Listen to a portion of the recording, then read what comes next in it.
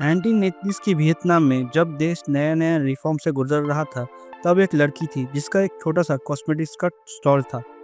नाम था टुंग माइलैंड। वो अमीर तो नहीं थी, लेकिन सपने बहुत बड़े थे। धीरे धीरे उसने विन थिन पार्ट नाम का एक रियल एस्टेट बिजनेस स्टार्ट कर दिया। साल बीतते गए और कॉस्मेटिक्स के स्टॉल की जगह नए स्काईस्क्रेपर ने ले ली। टुंग माइलैंड का एम्पायर ग्रो करता गया। Hotels, malls, luxurious towers. लेकिन जितनी तेजी से उसका बिजनेस बढ़ रहा था, उतनी ही तेजी से बढ़ रहा था उसका ग्रीड। इतने सालों के बिजनेस के बाद लैंड को एक बात अच्छे से पता था, पावर सिर्फ प्रॉपर्टी में नहीं है, असली पावर है पैसों में। और पैसे का सोर्स कहाँ है? बैंक। सो उसने अपने बिजनेस के साथ साथ बैंक्स में भी अपने हाथ जमाना शुरू कर दिए। साइगोन कमर्शियल बैंक यानी SCB, एक एवरेज कमर्शियल बैंक जिसको लैंड ने अपने धीरे धीरे पपेट बना दिया। वियतनाम के लॉ के मुताबिक कोई भी इंडिविजुअल किसी भी प्राइवेट बैंक का 5% से ज्यादा स्टेक नहीं रख सकता। लेकिन लैंड ने प्रॉक्सीज का इस्तेमाल करके उस बैंक के स्टेक्स को फैमिली, स्टाफ, सेल कंपनी सब में बांट दिया, ताकि वो बैंक का 90% कंट्रोल में रहे एंड किसी को भी इसके बारे में कुछ भी मालूम नहीं चला। तब शुरू हुआ असली खेल। 2012 से लेकर 2022 तक SCB के अंदर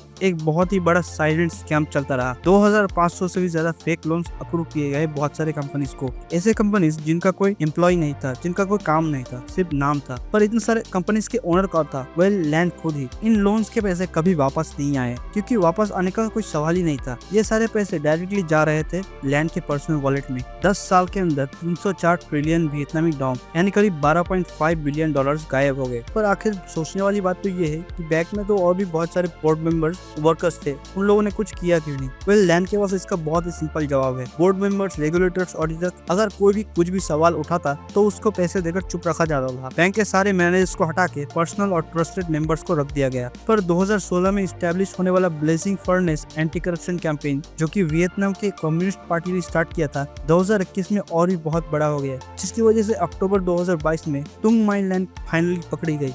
अमाउंट इतना ज्यादा था कि ये न्यूज इंटरनेशनल हो गया। शोइगन कमर्शियल बैंक भी अनस्टेबल हो गया। लोगों ने अपने सारे पैसे निकालना स्टार्ट कर दिए। SCB के ऑफिस के चारों तरफ काउंटर्स पे लोगों की लाइन लग गई। केओस इतना ज्यादा हो गया कि फाइनली वियतनाम के सेंट्रल बैंक को भी इंटरवीन करना पड़ा। SCB को एक्सटेंशन लोन मिला अपना डैमेज संभालने के लिए, पर तब तक बहुत ही लेट हो चुका था। इन्वेस्टिगेशन शुरू हुआ एंड धीरे धीरे सारे डॉट्स कनेक्ट करना शुरू कर दिए। Fake loans, illegal stake holdings, political links and millions of bribes के केसेस सामने आए, जैसे कि थिन नान, सेंट्रल बैंक के फॉर्मर हेड, जिसको 5.2 मिलियन डॉलर का ब्राइब दिया गया था लैंड की तरफ से, एंड उसका हस्बैंड एरिक चू एंड नीस टुंग विन बान। फाइनली अप्रैल 2024 को महीनों के ट्रायल के बाद टुंग माइलैंड फाइनली गिल्टी पाई जाती है। उसके ऊपर करप्शन, फ्रॉड, मनी लॉन्ड्रिंग के चार्जेस लगते हैं and death penalty. Yes, death penalty. एक टाइम था जब वो वियतनाम का सबसे पावरफुल बिजनेस वुमन हुआ करती थी, पर आज वो डेथ रो में खड़ी है। ऑल्दो अभी तक ये पनिशमेंट फाइनल नहीं है। डेथ पेनल्टी को अभी तक हाई कोर्ट ने होल्ड पे रखा है।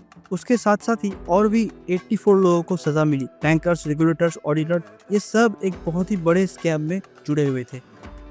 तो कैसा लगा ये वीडियो कमेंट करके जरूर बताना। अगर अच्छा लगा तो लाइक करना एंड सब्सक्राइब करना। मिलते हैं नेक्स्ट वीडियो में।